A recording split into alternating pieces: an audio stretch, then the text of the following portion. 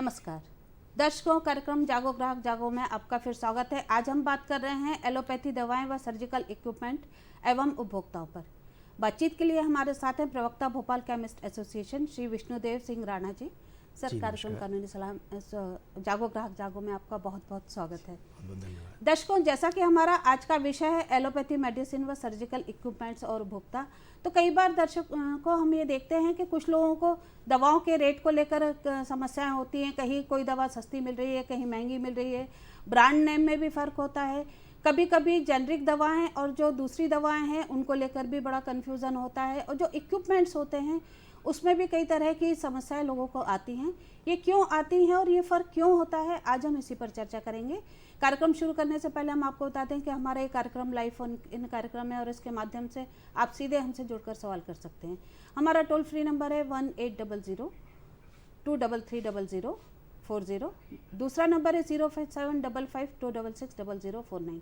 आप अपनी स्क्रीन पर भी ये नंबर देख सकते हैं और आपकी जो भी समस्या है आप इस नंबर से हमें कॉल करके अपना हल कर सकते हैं। जैसा कि राणा जी आज का हमारा विषय है, तो सबसे पहले ये जानना चाहेंगे कि जो एलोपैथी मेडिसिन होती हैं, कोई भी उपभोक्ता जब वो खरीदता है तो उनको क्या क्या सावधानियां रखना चाहिए? ये आपका अच्छा प्रश्न है, क्योंकि ग्राहक के लिए जानना बहुत ज़रूरी है कि सबसे पहले जब वो केमिस्ट की शॉप पर जाता है, कोई कस्टमर या ग्राहक जाता है, तो जब भी मेडिसिन ले रहा होता है उसकी एक्सपायरी को सबसे पहले चेक करें, क्योंकि ऐसी कई बार शिकायतें आती है, गलतियाँ हो जाती है कि बाय मिस्टेक जो है कि कोई मेडिसिन एक्सपायर उनके साथ चली जाती है, तो जो हार्मफुल हो सकती है किसी कस्टमर। तो सबसे पहले उसको एक्सपायरी चेक करना है, प्लस जिस मेडिसिन को लेने जा रहा है अगर डॉक्टर ने प्रिस्क्राइब करी हुई है उसको उसके कंटेंट्स मालूम है, तो अगर शॉप पर जा रहा है तो उसको भी वो चेक करें। जी, आपने बताया कि एक्सपायरी डेट चेक करना चाहिए सबसे पहले। इसके अलावा और क्या सावधानियां उसको रखना चाहिए? एक्सपायरी के अलावा भी कोई सावधानी है जो दवा लेते समय किसी ग्राहक को रखना चाहिए? बिल्कुल, देखिए जिस मेडिसिन को लेने जा रहा है जी, कि कोई कस्टमर या केमिस्ट से कोई गलती ना हो, इसलिए उसमें क्या करें कि उसके कंटेंट्स को भी देखें, जो उसमें ड्रग जो डले हुए हैं, क्योंकि जनरली जब मेडिसिन लेते हैं तो उस पर ड्रग्स के बारे में लिखा रहता है, उसकी भी जानकारी ले हो जाए। सही दवा उसको मिल रही है, उसकी mg बराबर प्रॉपर चेक करें कि प्रॉपर mg की जिस चाह रहा है, जैसे 5 mg लिखा है तो उसको 5 mg प्रॉपर मिल रही है नहीं मिल रही है, 10 mg लिखा है तो 10 mg मिल रही है कि नहीं मिल रही है, ये थोड़ा ध्यान रखें। वो सबसे मेन महत्वपूर्ण होता है कि वो अपने एक्सपायरी डेट पर विशेष ध्यान रखें, क्योंकि जो एलोपैथिक मेडिसिन्स होती हैं इसमें रिएक्शन होने के चांस बहुत ज़्यादा रहते हैं, इसलिए वो एक्सपायर डेट देखना उस पर ज़रूर ना समझें। जी बिल्कुल, आपने कहा कि उपभोक्ता को एक्सपायरी डेट हमेशा देखना चाहिए। हम बात करें एलोपैथी मेडिसिन के जो विक्रेता होते हैं, जो निर्माता होते हैं, उपभोक्ता को तो ध्यान रखना जरूरी है, पर जो निर्माता है और जो विक्रेता है, क्या उनके लिए कोई शासन ने दिशा निर्देश दिए हैं कि उनकी क्या योग्यता होना चाहिए? अगर कोई मेडिकल स्टोर खोल रहा है तो उसके लिए क्या योग्यता आवश्यक है, कि किस तरह से वो दवा दे रहा है तो उसको नॉलेज है, कितना नॉलेज है, और निर्माता के लिए क्या पैरामीटर्स हैं? ये भी आपके बहुत अच्छे प्रश्न हैं, क्योंकि आज अपन एलोपैथिक पे बात कर रहे हैं। तो जो सबसे पहले तो उसको ड्रग लाइसेंस कंपलसरी है। जो मेडिसिन विक्रेता है, रिटेल फुटकर शॉप खोल रहा है या होलसेल शॉप भी खोल रहा है, तो उसके लिए ड्रग लाइसेंस कंपलसरी है, जो कि ड्रग ऑफिस से मिलता है। बिल्कुल। उसके साथ साथ अगर कोई रिटेल शॉप खोल रहा है तो उस पर जो दवा देने वाला व्यक्ति है, जो प्रिस्क्रिप्शन पढ़ रहा है, वो जो है बी फार्मा होना चाहिए, फार्मासिस्ट होना चाहिए, क्योंकि सारे ड्रग्स की नॉलेज क्या है उसके पास रहती है। प्लस वो ग्रेजुएट होना कंपलसरी है साइंस से, और अगर उसके यहाँ कोई कर्मचारी भी काम कर रहा है जो उसकी हेल्प करता है दवा निकालने में, तो उसका भी ग्रेजुएशन होना कंपलसरी है।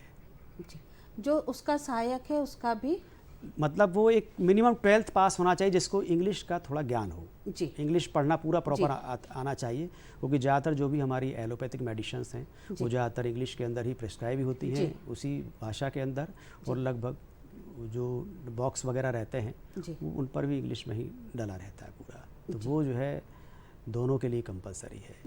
राणा जी, कई बार देखने में आता है छोटी जगहों में, गाँव में जो दुकानें होती हैं, आयुर्वेदिक की दुकान है, होम्योपैथी की दुकान है, तो क्या इन लोगों को भी एलोपैथी रखने की इजाज़त दी जा सकती है? क्या ये रख सकते हैं? नहीं, बहुत अच्छा प्रश्न है, क्योंकि ये ग्रामीण क्षेत्र का प्रश्न है। यहाँ कई बार ऐसी गलतियाँ महसूस की गई हैं, और लेकिन अगर कोई आयुर्वेदिक की दुकान कर रहा है, आयुर्वेदिक की शॉप है उसकी, और या होम्योपैथिक की शॉप है, तो वो एलोपैथिक मेडिसिन नहीं बेच सकता, क्योंकि आयुर्वेद में लाइसेंस की आवश्यकता नहीं पड़ती है क्योंकि जड़ी बूटी सिंपली चीज़ें होती हैं। जी। लेकिन एलोपैथिक मेडिसिन के लिए उसको ड्रग लाइसेंस फॉर्म 21B और 20B जी। ये लेना उसको कंपलसरी है। और उसके लिए जो वहाँ पर शॉप खोलता है उसका 5 वर्ष का अनुभव भी किसी शॉप पर काम करने का होना चाहिए, तभी वो एलोपैथिक मेडिसिन को वहाँ पर रख सकता है, बेच सकता है। लेकिन आयुर्वेदिक शॉप पर या होम्योपैथिक शॉप पर वो एलोपैथिक मेडिसिन नहीं बेच सकता, वो दंडनीय अपराध है। जी बिल्कुल। बाराबंकी से एक हमारे कॉलर लाइन पे हम उनका जी सवाल जी लेते हैं। जी। आपका कार्यक्रम जागो ग्राहक जागो में बहुत बहुत स्वागत है। बताइए क्या पूछना चाहते हैं। नमस्कार सर, मैं नंद श्री लिखता हूँ बाराबंकी से। हमारे प्रश्न है, पहला प्रश्न ये है कि हम जी। कोई दवा लेते हैं तो उसका रेट ठीक है, डेट ठीक है, उसकी डेट ठीक है, इसके बावजूद अगर दवा खराब निकलती है। और दूसरा प्रश्न हमारा ये है कि कोई एक्सपायरी दवा अगर बाजार में बेचती है तो हमें ये दोनों पे क्या करना चाहिए। नंद स्वरूप जी थोड़ा स्पष्ट करें, आपका सवाल क्लियर नहीं हुआ है। आपको क्लियर समझ नहीं में? हो रहा है। मैं जानना ये चाहता हूँ कि जी। कोई दवा हम ले रहे हैं तो उसका रेट ठीक है, उसका डेट ठीक है, उसकी डेट ठीक है, दवा अंदर खराब निकल गई। और दूसरी जैसे कोई दवा इससे तो एक्सपायरी निकल गई, फिर डेट ही निकल गई, वो तो मैं जान सकता हूँ। जो दवा अंदर बंद उसको तो हमें पता नहीं, तो ये दोनों दवाओं में हमें कहाँ ब्लेंड करना चाहिए, क्या करना चाहिए। जी बहुत अच्छा सवाल है नंद ये स्वरूप जी आपका अच्छा प्रश्न है। इसमें कई बार, क्योंकि इस समय बरसात का भी थोड़ा समय है, जी। तो इसमें कई बार मॉइस्चर आने के चांसेस रहते हैं। जी। क्योंकि जो टैबलेट फॉर्म को जो बनाया जाता है उसमें जो उसका ड्रग है उसको आपस में मिक्स करने के लिए और टैबलेट फॉर्म में बदलने के लिए जी। जो उसमें मटेरियल डलता है कई बार मॉइस्चराइज हो जाता है। जी। तो उसमें भी कई बार देखा होगा कि पैरासीटामोल टैबलेट या जो भी अपन कुछ ऐसी चीज़ें लेते हैं और उसको टैबलेट खोलते हैं तो खोलते से ही टूट जाती है। तो ऐसी चीज़ें आती हैं, तो इसमें कोई चिंताजनक चीज़ नहीं है, जी। बराबर वो काम करती है। बस ये है कि थोड़ा सा जो उसको पाउडर फॉर्म में वो परिवर्तित हो जाती है। जी नंद स्वरूप जी, जैसा कि हमारे एक्सपर्ट ने बताया कि अंदर यदि कोई पाउडर फॉर्म में या डैमेज होती है पर एक्सपायरी डेट उसकी जो है वो विद इन ए लिमिटेशन है और आप उसका उपयोग कर रहे हैं तो कोई दिक्कत नहीं है, फिर आप कर सकते हैं। अंदर कई बार मॉइस्चर और दूसरे कारणों से भी डैमेज हो सकता है। हाँ, बिल्कुल। राणा जी, हम बात कर रहे हैं जहाँ मेडिसिन की, तो एक शब्द मेडिकल में बहुत प्रसिद्ध है, जेनरिक दवाएं। जी जी। जेनरिक दवाएं और एथिकल दवाओं में क्या अंतर है तथा उपभोक्ताओं के लिए कौन सी दवा ज़्यादा लाभदायक है? अगर पॉकेट की बात करें हम कि किसी भी उपभोक्ता के लिए कौन सी उपयोगी और ये एक अच्छा प्रश्न बजट है। में होगी। ये भी आपने बहुत अच्छा प्रश्न किया और ये करना भी चाहिए था आपको। जी। हमारे बहुत सारे ग्राहकों को ये लगता है कि जेनरिक मेडिसिन में और ब्रांड या एथिकल, जिसे हम दो चीज़ों बांटते हैं, एक जेनरिक डिवीजन होता है, एक एथिकल डिवीजन होता है। तो जेनरिक जो मेडिसिन्स होती हैं वो ब्रांड नेम से नहीं आती हैं, वो ड्रग नेम से ही आती है, जो कंटेंट्स उसके अंदर डले रहते हैं। तो उनकी कॉस्टिंग कम आती है और जेनरिक मेडिसिन जो है ग्राहक को कम रेट पे उपलब्ध होती है। जी।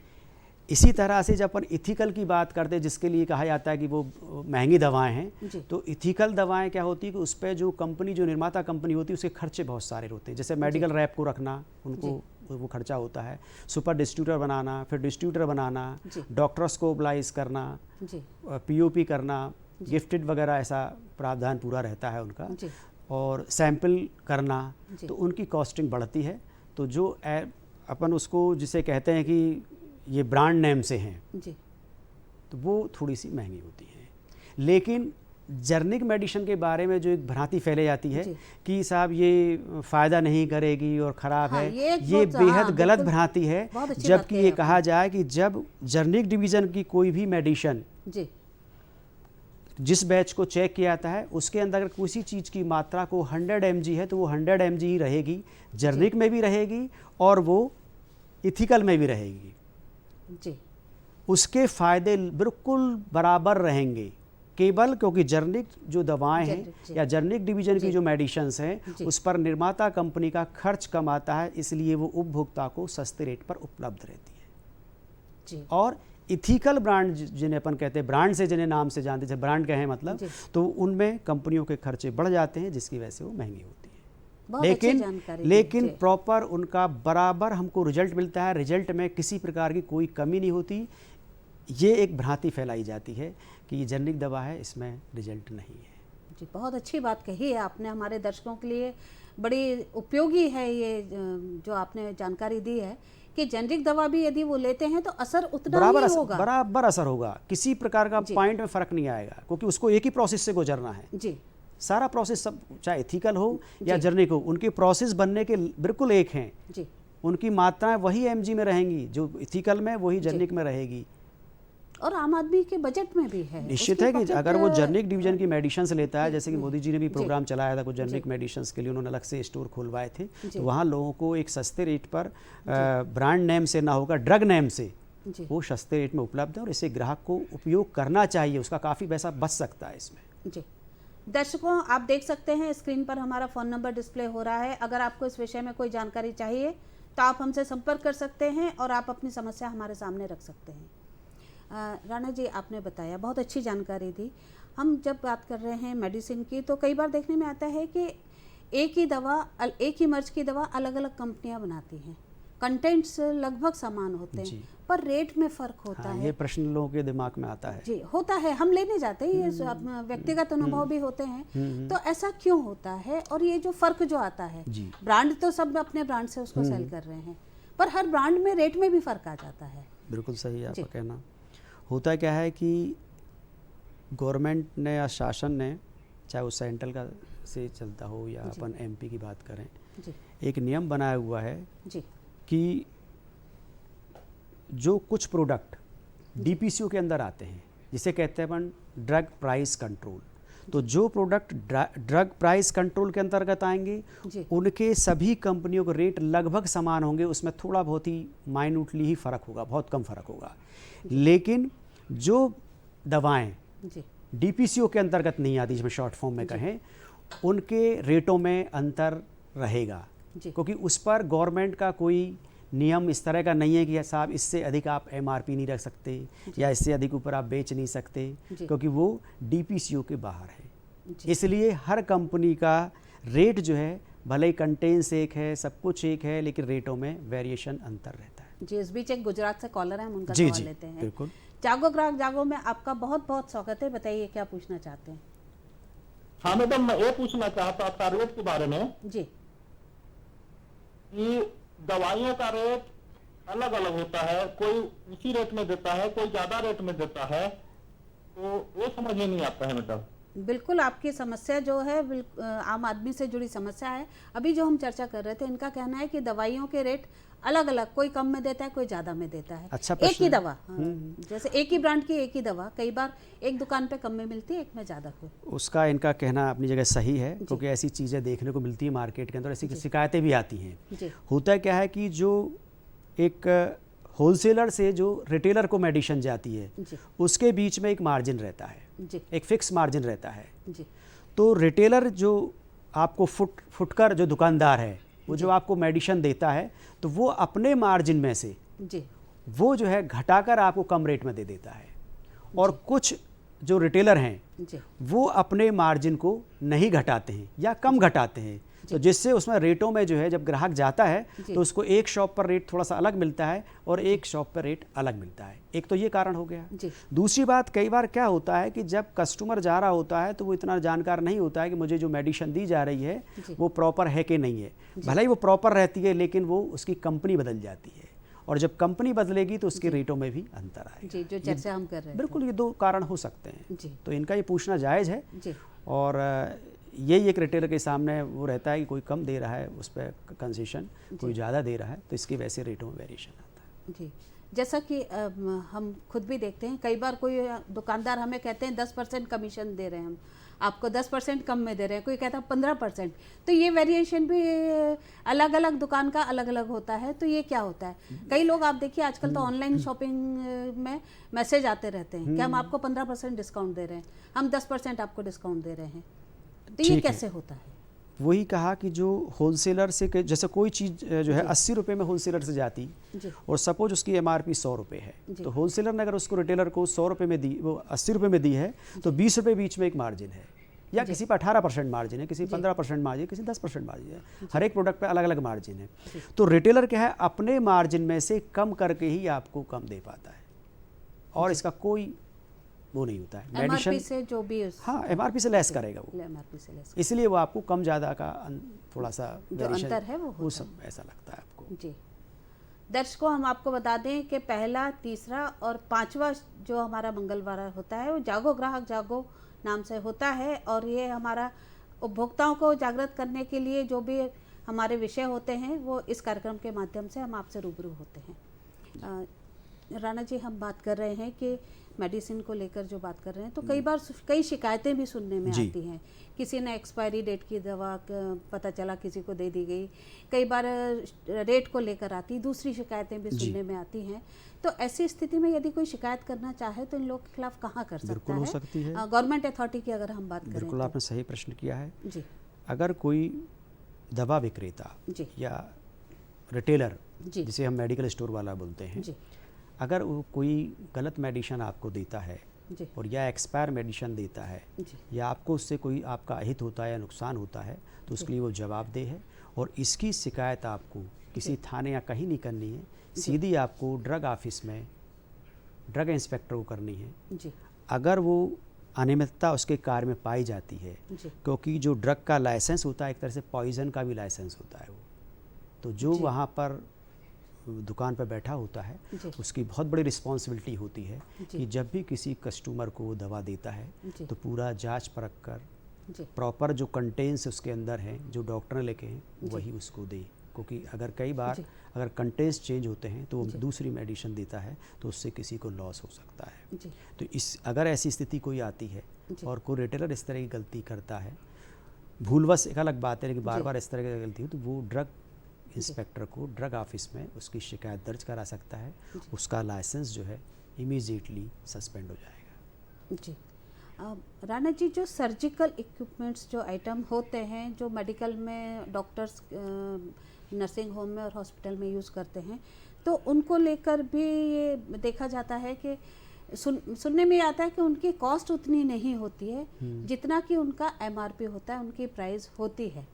और फिर वो अलग अलग जगह पे वो प्राइस अपने हिसाब से घटती बढ़ती रहती है, जैसा कि मेडिसिन के लिए हम चर्चा कर रहे थे। आपने ये भी तो एक अच्छा ऐसा क्यों होता है? ये भी आपने एक अच्छा प्रश्न किया और आज आपने सारे वो प्रश्न लिए हैं इसमें, आप पूछे जा रहे हैं जी और आप सवाल कर रहे हैं इस विषय में, क्योंकि जो ज़्यादातर उपभोक्ता के साथ प्रॉब्लम्स क्रिएट होती है, जी क्योंकि हम खुद भी देखते हैं इस चीज़ को, भले ही हम जी। एक मेडिसिन उससे हैं लेकिन फिर भी इन चीज़ों को देखते हैं। सर्जिकल इक्विपमेंट में या सर्जिकल में थोड़ा सा हमें भी लगता है कि उसमें वेरिएशन थोड़ा ज़्यादा है, जी कि जो अगर गवर्नमेंट से मैं यहाँ से आज कहना चाहूँगा कि अगर शासन चाहे या गवर्नमेंट चाहे, सेंट्रल जी। गवर्नमेंट चाहे या एमपी गवर्नमेंट चाहे, तो सर्जिकल पर विशेष ध्यान दे कि जो इनके बीच में जो गैप है एक एमआरपी का और उसके बेचने का, उसकी एमआरपी कम हो, प्लस उसमें एक सबसे बड़ी बात कहें कि डीपीसीओ के अंतर्गत उनको भी लाना चाहिए। अगर डीपीसीओ के अंतर्गत जी सर्जिकल की चीज़ें आती हैं जी तो एक आम उपभोक्ता को, जी जो वो हॉस्पिटल के अंदर बहुत ज़्यादा परेशान होता है और सबसे ज़्यादा उसका पैसा अगर हॉस्पिटलाइज में खर्च होता है तो वो सर्जिकल पर ही होता है। बिल्कुल। तो वो गवर्नमेंट से भी हम यहाँ से निवेदन करना चाहेंगे और आगे भी एक बात जानना चाहिए जी। कि सर्जिकल के अधिकांश इंस्ट्रूमेंट्स को या सर्जिकल के कुछ आइटम्स को जी डीपीसीओ के अंतर्गत ड्रग प्राइस कंट्रोल के अंतर्गत लाना आवश्यक है, जी। जिससे कि एक उपभोक्ता को एक सही पैसे के अंदर, एक उसके पॉकेट मतलब कि उसके बजट के अंदर, में बजट वो के चीज़ अंदर मिल उसको जो जाए। है वो चीज़ें मिलने लगे और उसको राहत मिलेगी। जी, इस बीच एक नर्मदापुरम से कॉलर है, हम उनका सवाल जी लेते जी हैं। जी स्वागत है आपका जागो ग्राहक जागो में, बताइए क्या पूछना चाहते हैं? हाँ नमस्कार सर। नमस्कार मैडम जी, मैं हेमराज बकुरिया बात कर रहा हूँ रांची गाँव से। जी जी जी स्वागत है।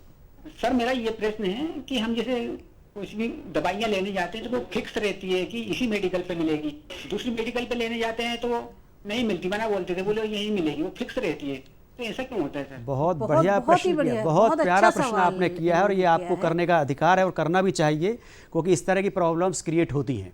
हाँ, खास तौर से वहाँ पर जहाँ के हॉस्पिटल के खुद के मेडिकल होते हैं और उस एरिया के होते उसमें हैं, तो जो कई डॉक्टर बार- लिखते हैं उनके एरिया के अलावा बड़ा मुश्किल होता नहीं, है। कई बार क्या होता है कि जैसे कंपनी का प्रचार प्रसार एक एरिया तक सीमित रहता है, जी तो उनका जो मेडिकल रिप्रेजेंटेटिव है, माना चला कि वो एक एरिया के अंदर ही कॉल कर रहा है, एक ही डॉक्टर को जो वहाँ पर वो जी। बराबर कर रहा है कॉल या लिमिटेड कॉल करता है, तो उस कंपनी का दायरा सिकुड़ा हुआ रहता है।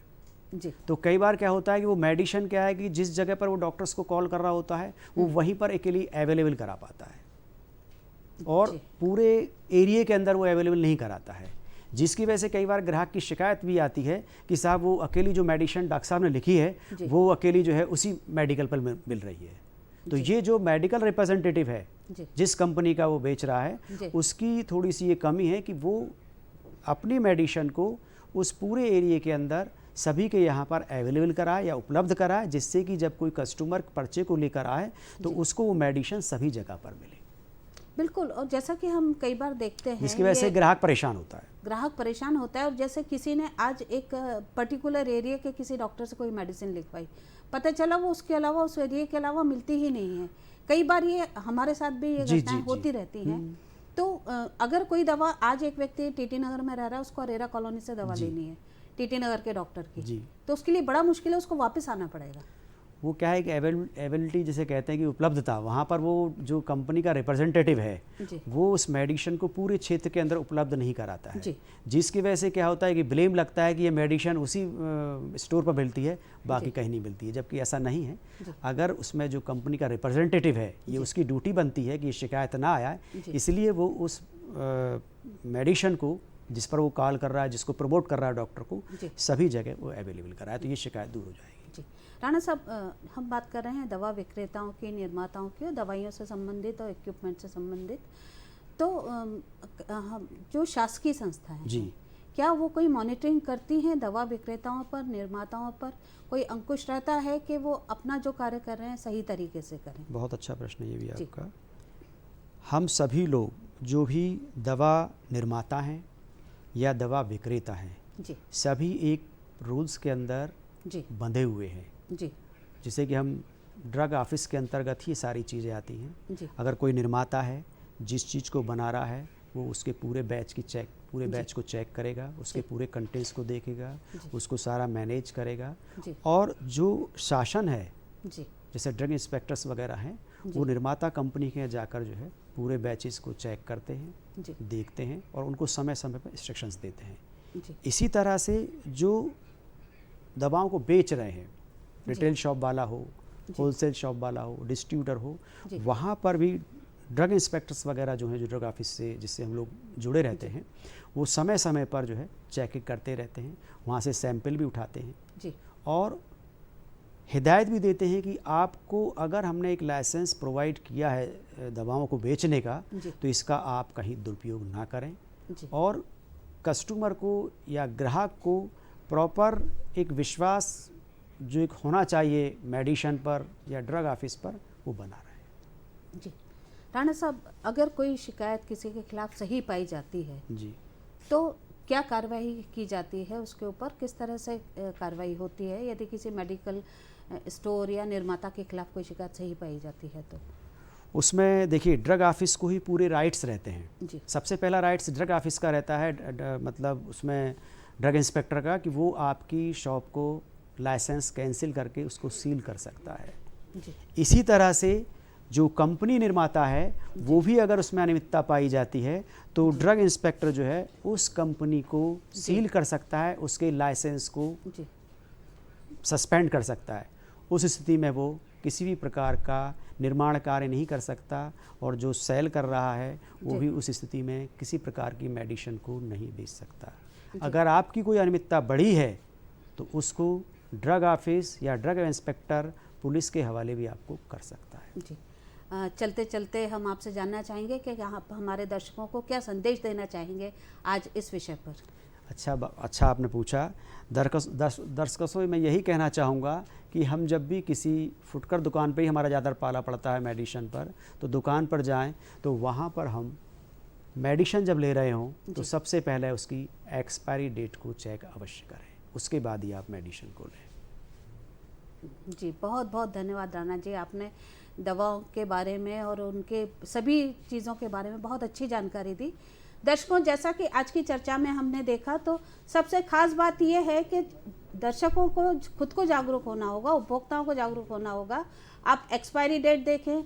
जेनरिक दवाएं वही प्रभाव रखती हैं जो कि एथिकल दवाएं रखती हैं, और जेनरिक दवाएं बजट में भी होती हैं हर आदमी के, तो आप उनका उपयोग कर सकते हैं, कोई फ़र्क नहीं होता उसमें।